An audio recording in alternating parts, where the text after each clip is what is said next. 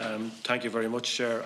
Adam, it's great to get the chance to talk to you again, and can I join with colleagues in thanking you, and as I am, for everything you do for autistic people in this state. I think it's wonderful that we have an organisation like yourselves and you at the head of it for people that need help, and you've outlined so many issues today, and I think I totally agree with Deputy Flaherty. Like, this committee has been set up, it's a 9-month remit, and we want to know what we can do within that time. It's a short space of time, but we want to make a change, and I think you've outlined a number of issues that we need to take on board and take on board quickly during that time. And I know the Chair is very positive about doing that and getting that report done. One of the issues, and I have a couple of questions, I suppose, Adam, today that struck me in your presentation was the 80% unemployment rate. I am aware of a number of services in my own area of Kildare that help people.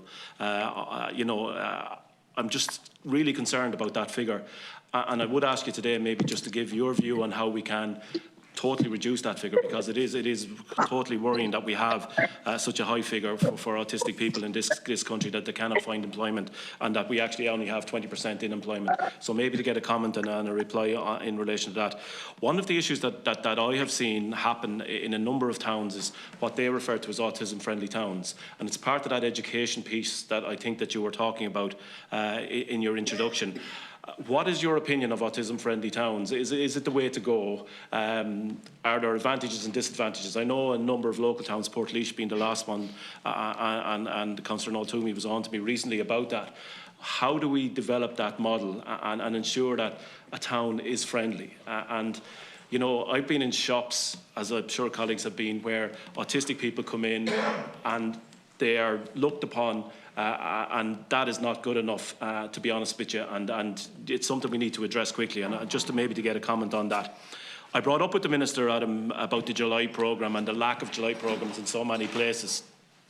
And one of the issues I asked her to consider, and I know the Chair is involved in this as well, is central locations for July programme where we don't have enough teachers, SNAs, etc., to provide the programme. Like, there's a big town like in my own area in Newbridge that cannot provide a programme, yet we have 3 or 4 secondary schools and multiple primary schools. And it's something I'd like you to get a comment on and see if you can support it, because as you well know, in fairness, that the lack of routine for children, and particularly during the summer months, is a major cause of concern for families, and it's something this committee needs to address and put forward. I know the Minister was supportive of it, and I'd like to, to get what, as I am, will comment on it as well. Obviously, I also brought up, you mentioned in your introduction that we are going to have the conference in 2025 when we're bringing everybody into this particular state.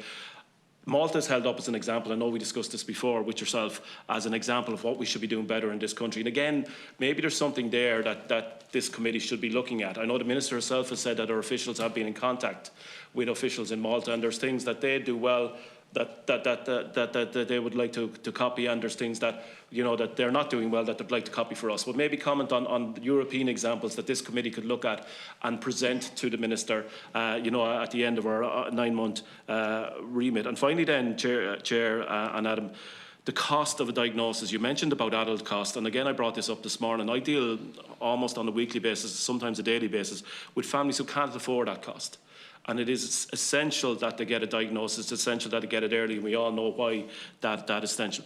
Where can we go to support families like that? I asked the Minister this morning, she's told me that we will, and she is developing a model that will support families for that diagnosis, but we just have so many families that simply can't afford that diagnosis because they can't get it publicly, and they're trying privately with the cost is so high. So is there something that, as I am, have looked at a model as well that they can suggest that we can adopt, or suggest as a committee, or need adopt as a state, that would help families in that situation where they simply cannot afford the cost of diagnosis? Thank you, Chair.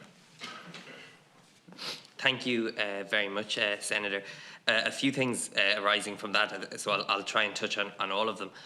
I think one of the things about this committee is it's absolutely vital that a few clear wins can be identified and actioned upon in the time that we have here. But I also think that, in a sense, I know the Minister's strategy, the Autism Innovation Strategy, is going to be a one-year strategy, and I know this committee will feed into that. But I actually think it's really important as well that what the committee does is think quite strategically about what about beyond that year? What's going to take 3 years or 5 years to improve upon? Because some of these problems are deep and systemic. There's only going to be a committee like this once, and I think getting to an agreed understanding of what those solutions are, I think, is is really important.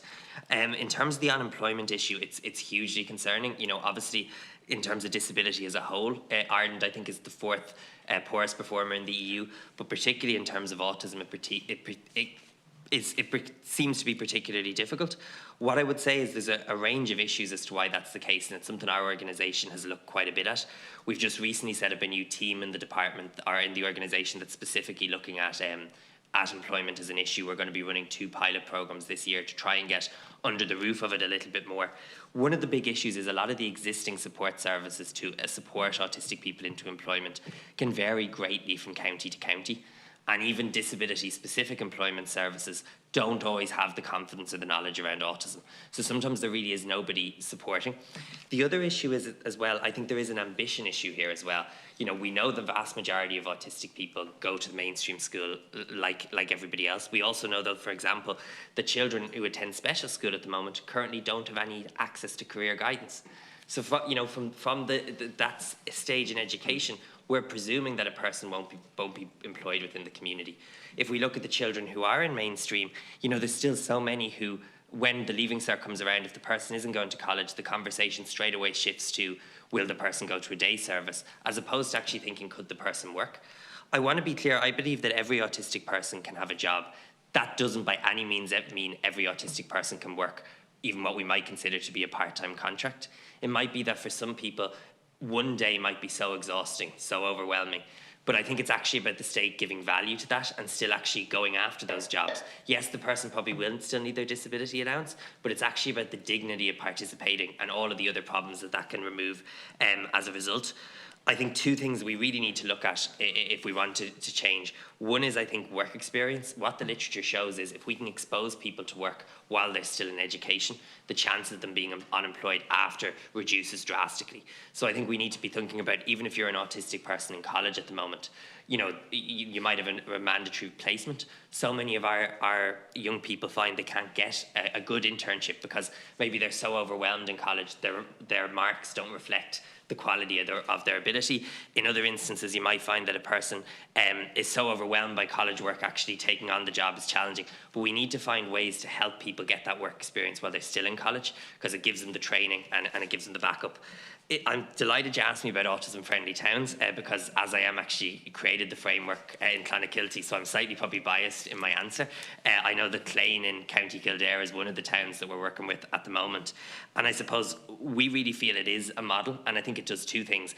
Around the world, when we looked at different autism-friendly towns, a lot of the time it was a statement of intent, but we really felt it had to actually mean something tangibly. It needed to be transparent.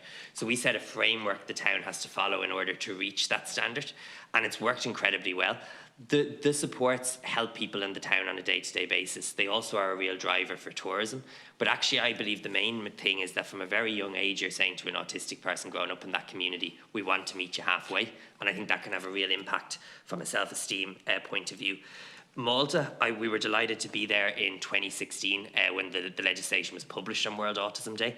I think it's a great example of the importance of consultation. The legislation that became the Autism Empowerment Act was introduced into the Maltese Parliament as the Autism Spectrum Disorder Bill.